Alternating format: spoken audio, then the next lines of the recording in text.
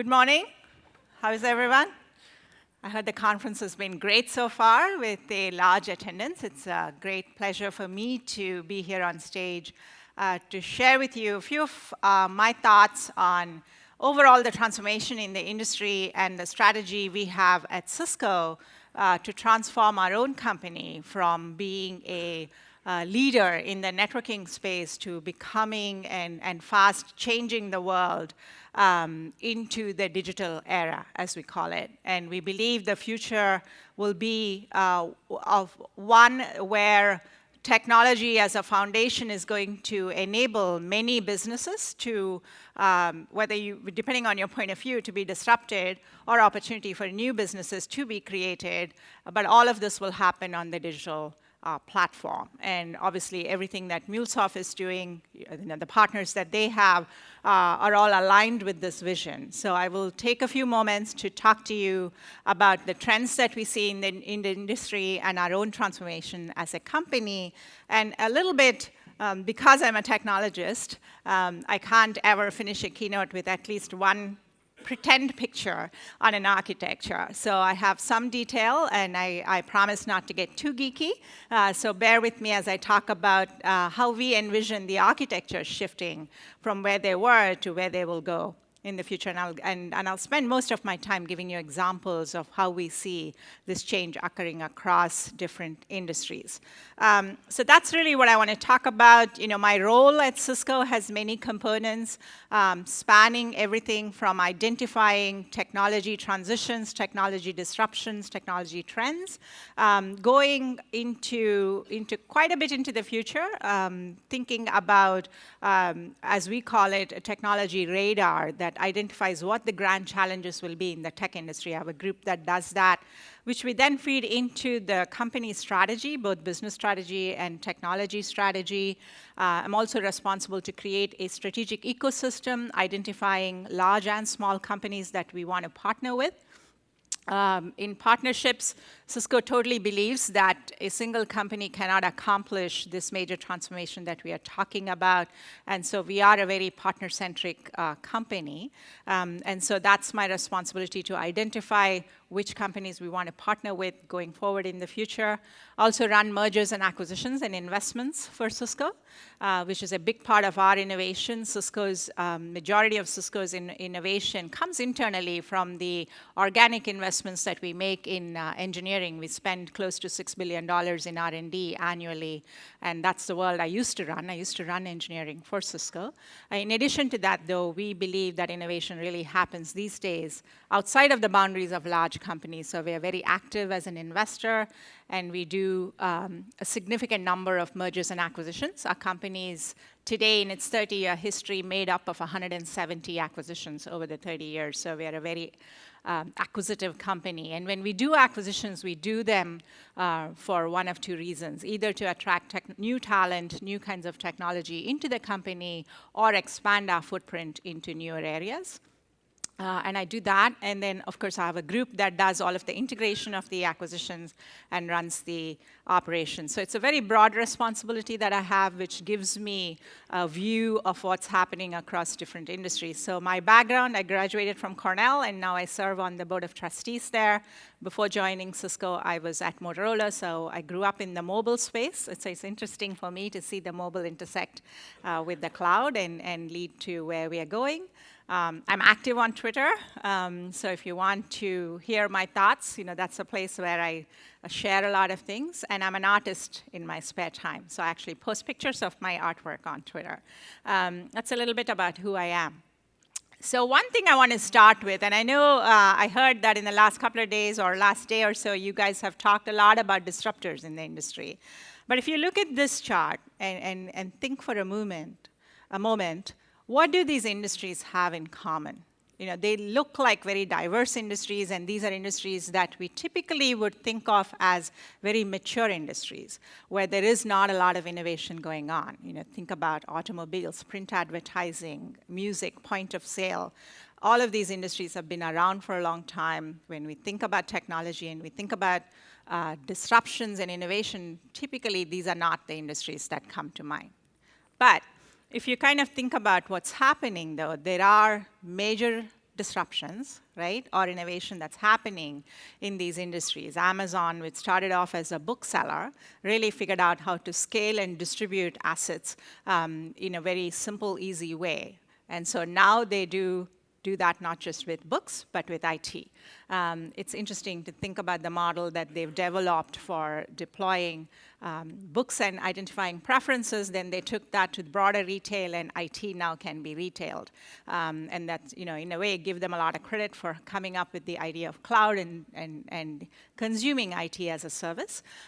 Uber, I know we had a discussion I hear at the conference about Uber and Lyft and companies like this. Who would have thought, even in the technology space, even a few years ago, that we would be using a mobile app to get from point A to point B. And that's a reality. And they're a full stack company. They just didn't develop the software and sell it to taxi companies, which they could have done. But they've actually developed an entire stack to become a digital business. And you can go on and on, thinking about Tesla. And I was reading an article coming here in the taxi. I was, Uber, stuck in traffic, looking at, where electric vehicles will go. And there's an article that talks about public transportation actually being the first place where we'll probably see large transformation driven by electric batteries and electrical vehicles actually replacing current bus systems, right? So it's kind of starting with cars, but I think public transportation is ripe for disruption. And Airbnb, amazing company that's actually changing where we stay and how we stay. Well, what do all these companies have in common? They're all digital companies built essentially as software companies. And so that's the point.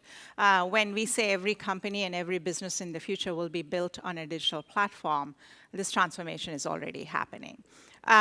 So Cisco itself has been on this journey of transformation. One thing we believe in as a company is if there is disruption happening, and we believe every few years there will be a major transformation in the marketplace, we're very maniacal as a company and really defining our strategy focused around a market transition versus a competitor. We very rarely focus on what our competitors are doing, other than just understanding that space. We very maniacally focus around how markets will be shifting.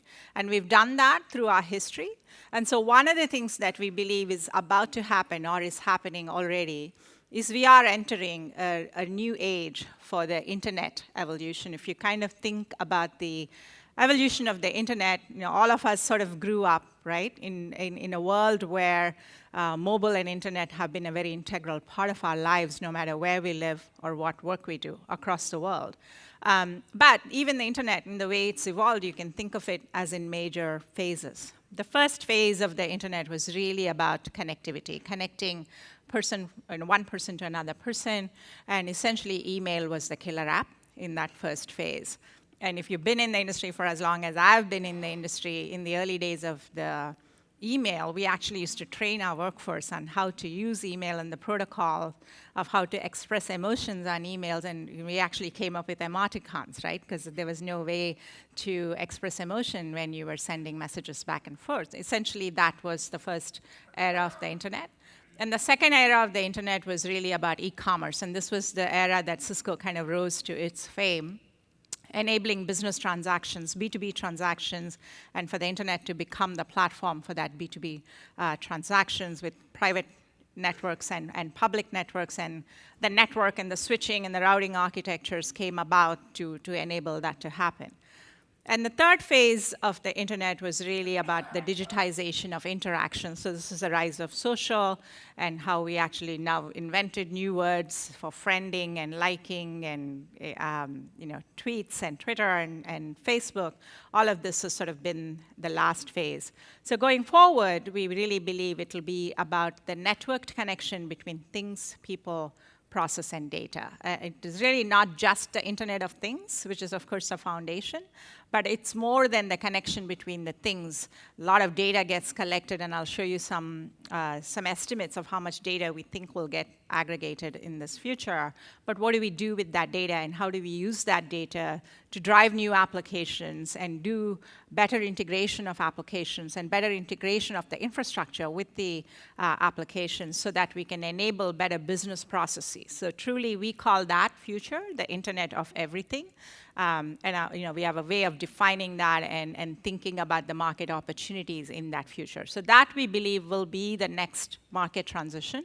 And we as a company are very focused on making sure we drive that transformation and we enable our customers to take advantage of that transformation. So I want to show you a quick video rather than stand here and talk about data points on why we believe we're at the right time for this Internet of Everything to become a reality. So if I could just have the video, please.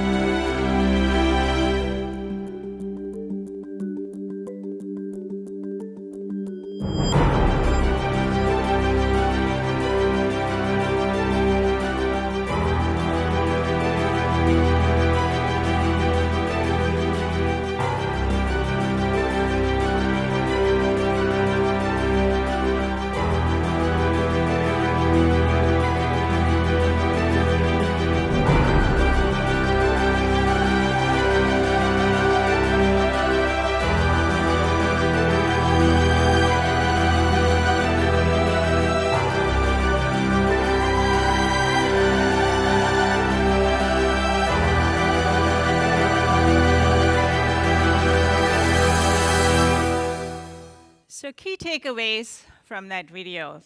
We're going to have lots of devices, lots of data, which is going to change the compute models, right? We're already seeing that. And we're going to be living in a world of applications where the value is really going to be shifting from how we've used the internet for transactions to really how we'll use the internet going forward to applications.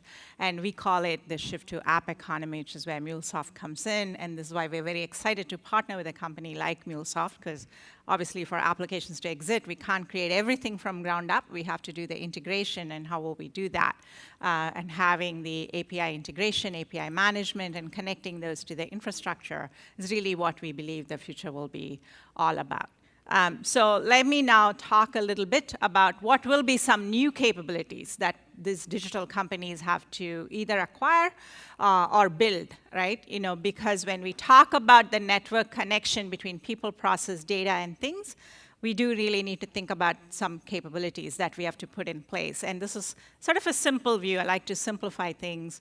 One thing we have to create is an ability for businesses to make real-time decisions, right? And this is where we have to shift the focus, perhaps, somewhat from talking about data and working about creating new database architectures to really thinking about analytics and enabling that analytics to drive real-time data. And of course, we believe the network plays a big part in that, because a lot of the data in real time traverses the network, and we can expose the intelligence through the network to enable that real-time decision-making to occur. The second thing is massive scale. When we talk about all these sensors and all of these networked connections, we believe that leads to scale, not just in the cloud, but actually distributed at the edge. So when you have multiple sensors in a traffic, in smart traffic systems or smart metering, all of those sensors have to talk to a node which can provide intelligence back, and the network intelligently has to decide which part of the data has to be carried back to the data center in the cloud and what part of the data needs to be analyzed real time. We call that intelligence at the edge and distributed compute models going forward. We call it actually fog computing in the world of Internet of Things. And we are coming up with network architectures to expose programmable capabilities from the edge all the way into the cloud and to the into the core. So that's really what we mean by massive scale. Most people, when they talk about scale, think about large server farms and cloud, but think about scale also happening closer to the sensors, closer to the things that we'll be connecting in the future. Of course, we'll have completely new business models. That was the slide I started off in the beginning. We'll be thinking about how we consume things more as a service, more on demand, much more personalized, which means all of us have to be thinking about new ways to deliver the services that we develop today or deliver today. And most important to all this is the topic about security and privacy. There's no real clean answer here, but one thing we really believe is security going forward will have to become much more of a platform versus an appliance, because we used to think about security in terms of perimeters, securing the device, securing the network, securing the data. Those perimeters are blurring, and security truly has to be much more dynamic. And one of the things that's already happening in the industry is we are all recognizing we're going to be attacked no matter how well we think we are protected. So we have to shift the focus to managed threat defense and thinking about security not just before an attack, but during an attack and after an attack. How do I know when I'm being attacked, and how quickly can I remediate my vulnerabilities and come up to speed, and how quickly can I quarantine and protect the attacked area from the remaining part of my infrastructure or my service? So security models are changing quite dramatically, and so we believe these 4 capabilities are absolutely critical for every business that has to transform itself into this future of becoming a digital company. So some priorities that we believe that we have to enable to happen in this industry transformation is, of course, security, as I talked about, not just before, but during and after, with things like managed threat defense, things like actually applying analytics and looking for signals with machine learning to provide better security capabilities. Applications that are much more mobile first, right? The point about showing what I showed in the video is not just app downloads, 180 billion or whatever the number is, most of those being consumer apps, but that's actually happening in the enterprise. Most enterprises are now thinking about how do I enable business apps to be on the mobile, which means we have to integrate old apps with new apps and enable that app integration to occur. So applications, cloud, of course, we all know that. We've so far talked about hyperscale. We are now beginning to talk about trusted hyperscale, which is a very complex topic, but we have to really think about security as we scale things.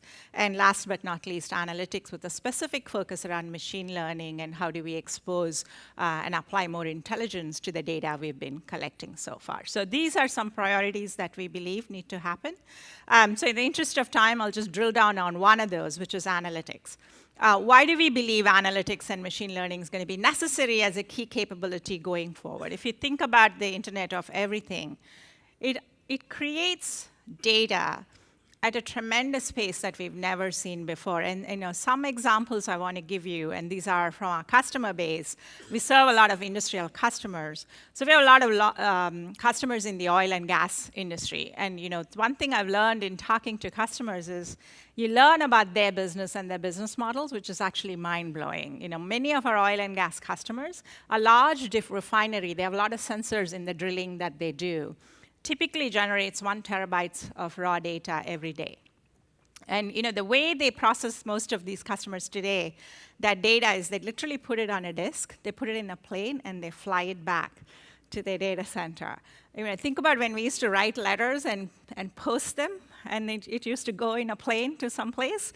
Today we text and do WhatsApp and other applications for instant communications.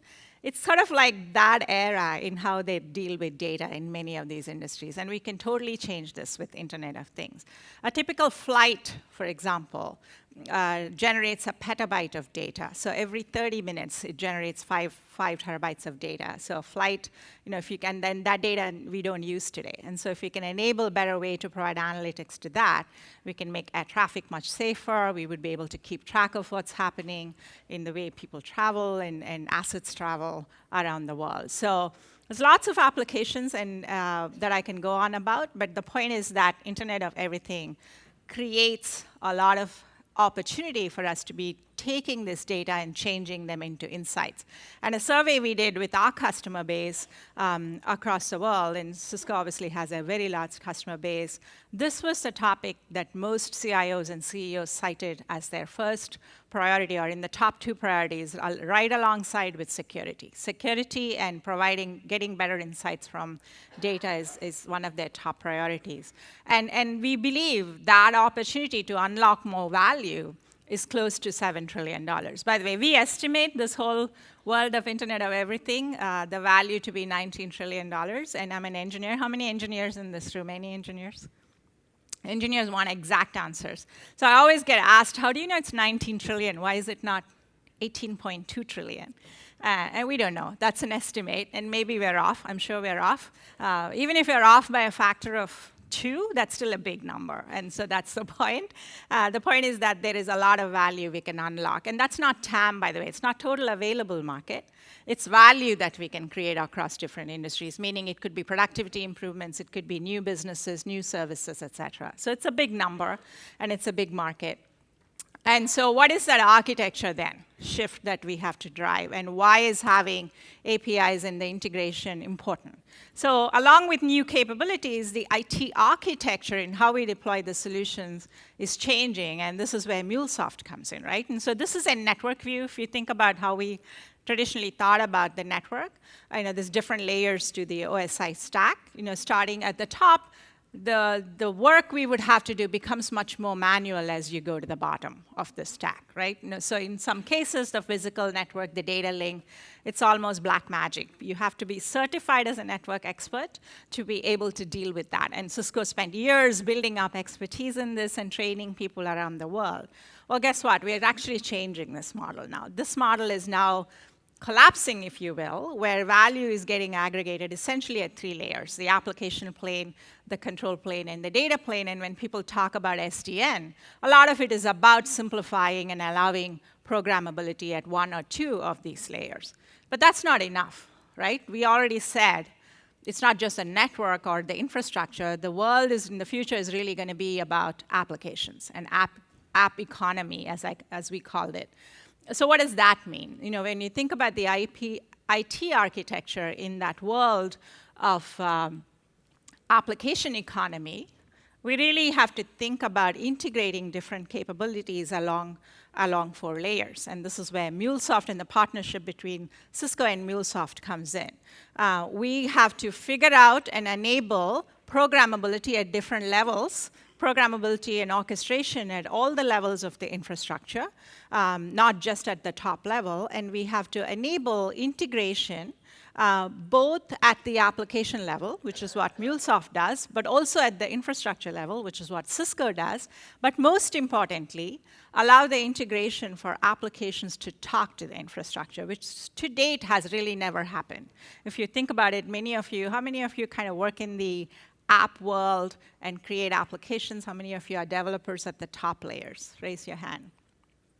A few people. How many of you work in the infrastructure layer? Okay, a few people. These worlds were very separate. In fact, IT organizations were structured where there was an application group, an infrastructure group, a server group, and a network group. Well, that model has to change in this app economy because we have to enable infrastructure to be aware of the applications, know what the application requires, and serve up those capabilities through certain policy frameworks that the infrastructure actually has the intelligence to know what the application requires, so you don't need people to enable that to happen, which means we have to integrate applications to the infrastructure, which is kind of shown in here through what we call app to infrastructure integration. And this model, we believe, will become much more important as we enter this world of Internet of Everything, because we'll be creating a whole set of new applications. We'll have a need to integrate those with existing applications. At the same time, the infrastructure model is changing, where we are making the network to be much more automated, much more programmable. However, the value between those 2 worlds is seen only if you can connect and integrate between the 2. So this is what MuleSoft and Cisco do together, and this is why I got so excited when I met Greg actually at a breakfast many years ago, and we started talking, and we realized our visions were very much aligned, and we've been a partner with MuleSoft ever since, building and taking this architecture to the market together. So that's my I promised I wouldn't geek out too much, but that I thought I would talk a little bit about why this partnership is important and why it's important for all of us to be thinking about new architectures. But here's some real-life examples of how companies are already using this, right? So when we talk about digital companies, it's easy to come up with examples like Airbnb and Uber and things like that. But think about a company like Harley-Davidson. They're actually becoming a digital company, where they're actually implementing some of these architectures that I've talked about, where they're able to see big improvements in their product life cycles, in the ways they do their new product introduction. They've gone from weeks to 2 weeks from years that they used to take to bring a new product to the market. And this is not a company that we would have traditionally talked about when we talked about innovation or digital company. And the same thing, we have a power company in the Netherlands, which has been able to, using this architecture and this technology, reduce the time that they take when a power outage happens to bring their customers back in line. And the third is right here in San Francisco with the transportation agency. We are working with them to deploy parking spaces and enable us all to have shorter times to find parking. That would be great, right? When that really becomes a reality across the city. So I picked these examples because these are not traditional industries that we think about when we think about digital companies. And this is just makes the point that what I'm talking about and the shift that we're talking about at Cisco really spans different verticals and a large set of customers globally, all the way from transportation to vehicles to power companies. The other example I want to give is a service provider example. So far we've talked about enterprise and business type of applications. In the service provider case, one of the things that they require, so these are telcos, right? They want to figure out how they can optimize bandwidth and provide bandwidth on demand so they can actually deploy new services in a different way. So we're working with them to do things that I talked about through application integration, infrastructure programmability, for them to provision new capabilities in a very different way and prioritize bandwidth requirements that they have. So programmability doesn't just mean it has to be a consumer application that allows the programmability from the network to provide a priority for that application. It could also be things like capacity management, bandwidth management. So an application in the context of a service provider could be, how do I prioritize my bandwidth, or how do I prioritize my capacity? So what the work that we are doing at Cisco spans both enterprise, traditional businesses, as well as service provider. And my colleague Prasad from Cisco was here yesterday and did a breakout session with a demo on this topic. Hopefully you've seen that. If you haven't seen that, I'm hoping there'll be a YouTube video that you should watch that actually goes into much more detail about how this applies into the new world that I'm talking about in cloud. So it's fascinating, right? So these architectures are going to change how we've traditionally thought about telcos and how we are thinking about businesses and traditional enterprises. So that's another example. 1 minute over, so I want to end on this slide. And just say that there is a big opportunity in front of us as we shift to this Internet of Everything world, and whether it's our estimate is 19 trillion, 14 trillion in private sector, about 4 trillion in public sector. Even if you say those numbers are too big to be true, even if it's 8 trillion and 2 trillion, it's still several zeros. And we estimate that this transformation will occur across all geographies globally and across all industries. And so the opportunity is when this happens, there'll be a lot of applications that'll come up. There'll be a lot of applications that'll be mobile-first applications. And the opportunity we have is to drive that integration both at the top, at the application level, at the infrastructure level, and connect the applications to the infrastructure. So that's how we believe this transformation will happen, and that's the strategy we are driving across our company and with the ecosystem of partners that we are working with. So I'll stop there, and thank you for listening.